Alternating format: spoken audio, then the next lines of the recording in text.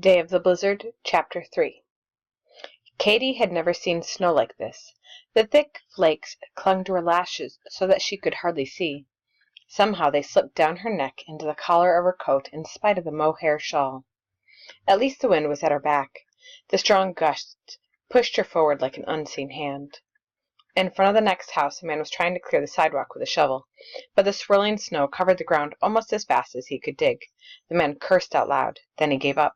Slamming the shovel against the stoop, he stomped into the house. Katy wondered if she would give up too. Would Mamma have let her go out in this storm if she hadn't been sick? Probably not. Maybe the errand could wait until tomorrow. Maybe Papa would come home and do it himself. But what if the brooch had been sold by tomorrow? How sad Mamma would be. I promised Mamma, Katy thought. Promises must be kept, and after all, it's only snow. She plodded on. Across the street, two boys were trying to throw snowballs at each other.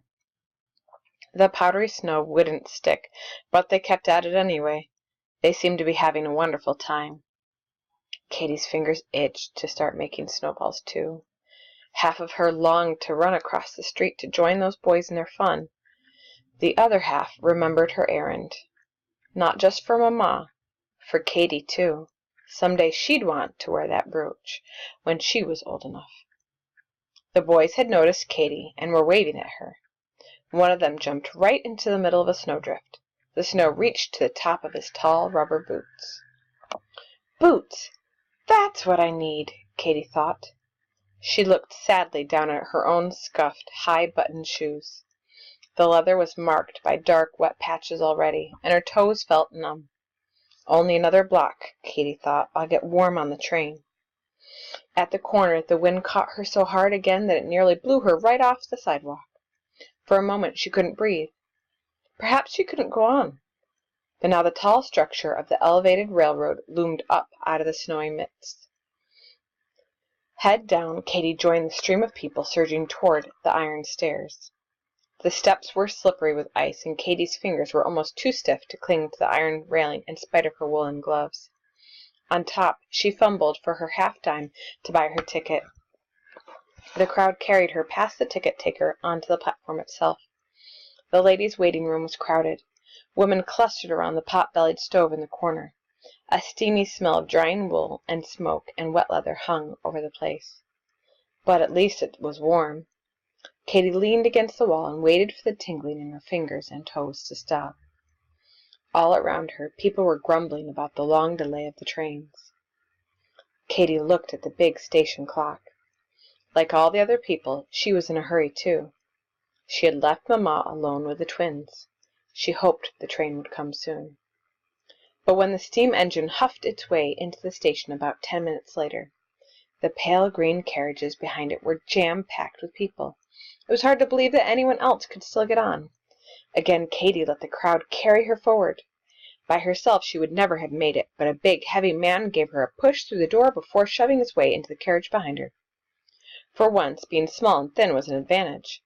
Katy wormed her way into the middle of the coach. A kindly woman moved over a little so that Katy could perch on the corner of the wooden seat next to her. From here she could even look out of the steamed-up window a little. Katy began to enjoy herself. The train moved slowly. It stopped often to let the conductor clear drifts of snow from the track ahead. The tracks ran at the second-story level of the buildings along its path. Leaning across her kind neighbor, Katy used her sleeve to wipe some of the steam off the window. Now she could look right into the windows of the people living on 2nd Avenue. From some windows, people looked right back at Katy. She wondered what it would be like to have trains passing so nearby 100 times or more each day. Even where she lived, half a block away from the train tracks, the rumbling sound of the passing trains could be heard clearly all day and all night. Each time the train stopped at a station, more people tried to crowd on. Only a few got off. Katy began to worry about the envelope in her pocket. So many people all around her. Papa had often warned her about pickpockets in a crowd.